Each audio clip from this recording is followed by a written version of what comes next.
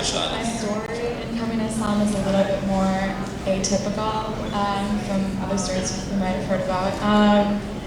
I'm one of the more recent converts in the group. I actually just took Shahada this summer, so it's been about 9 months of being a Muslim, alhamdulillah. The way I guess I started investigating Islam was actually pretty negative. I came to Loyola and I was raised as a Hindu, and I was having some issues with the sort of negative sentiments. I came here and actually the people I immediately connected with were actually Muslim. So out of some coincidence, all my friends ended up being Muslim. And when I told my parents about this, and mashallah, my parents are brilliant, smart, educated people, and they immediately had sentiments of negativity. There's a slur word in the Tamil language for a Muslim. They would use that to refer to my friends, and I didn't tolerate it. I didn't understand how people who are so brilliant, and my parents, who raised me with such good values, could ever speak like that about my friends. So initially, that's what catalyzed my interest in Islam. I was wanting to find out why there was this prejudice against Muslim people from the Hindu side, and I didn't understand it. And kind of concurrently, freshman year, I was taking a literature class, South Asian literature, and if anyone's taken it with Roger McNamara, and the primary subject in that was partition, which you might know is kind of the zenith of Muslim-Hindu tensions between the two religions. And I took that, and that contributed even more to my personal question of why there is so much conflict between Hindus and Muslims. Both religions seem so peaceful. Why would there be any need for that? So I proceeded my investigation. Luckily, the resources here were wonderful. The MSA, there were lectures I went to, readings I did. At one point, I got very, very perplexed and confused. I started reading the Bhagavad Gita, which is the Hindu religious text, the Mahabharata, the Upanishads, which is a collection of philosophical Hindu texts, concurrently with the Quran and with the Hadiths and any literature I could find about Islam. And I was beginning to realize that there's not that much of a difference. I mean, you might initially think, Hinduism is polytheistic. People might say it's idolatrous, but ultimately, beyond the aspect of these idols and things like that, there is the notion that there is one God. Do you know what I mean? At least that's what I came to conclude after my readings and looking at the literature, and it started to resonate with me that the notion in Islam of one God is not that different from Hinduism.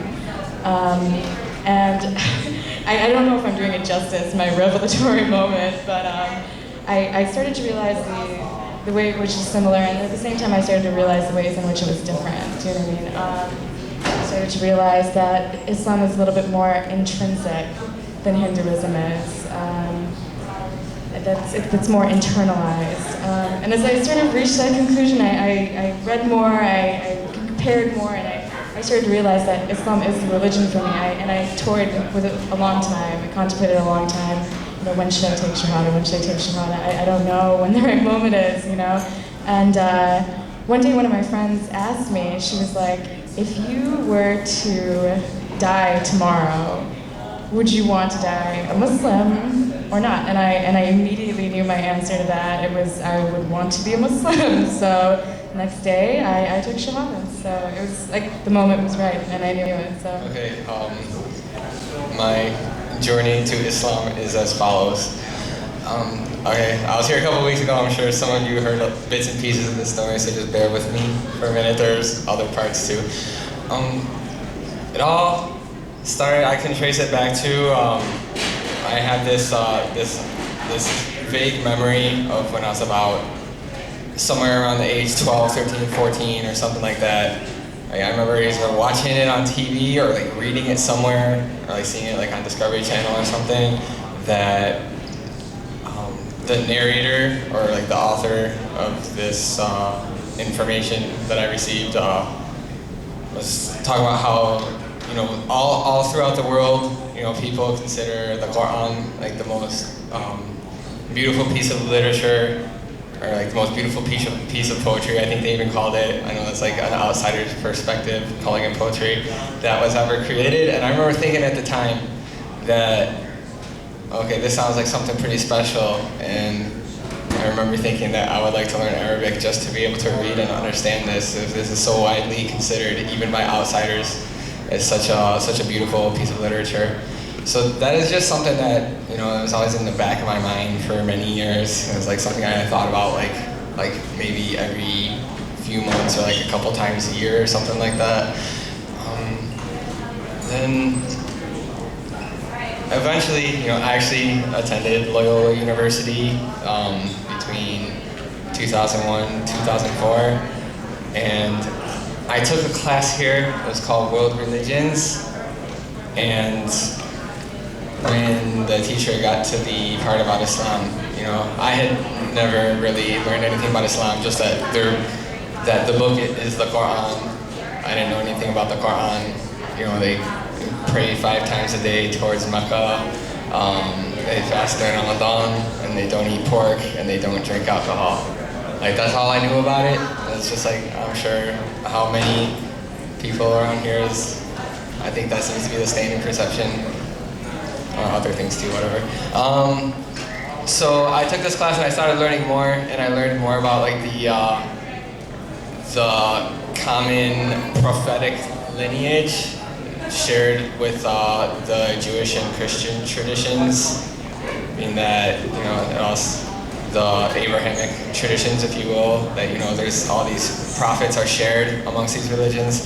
I always had kind of a belief in the stories of the prophets, and I just had a feeling that maybe these stories that I've heard were kind of inaccurate, but I always thought there was something to them. And then you know, I found out from this class that that Jesus Christ, peace be upon him, was a prophet according to the Islamic beliefs, and however, he was viewed as a prophet, as a man, and like, but no divine figure or anything like that. And when I heard that, I was like, yes, this is what I thought all along. This is just like the intuition that I had, the feeling that I had. Like, this is how I always understood it to be, because I don't know, sometimes like from what I've learned based on like the particular religious backgrounds that I was accustomed to, is just like didn't make much sense to me. And one of the assignments for this class was we had to go to a non-Christian religious service. You know, this is a Christian school. You know, they want people to get another perspective too. So I went to the Jummah, the Friday prayer. If there's any non-Muslims out there, I'll kind of make distinctions as far as that goes.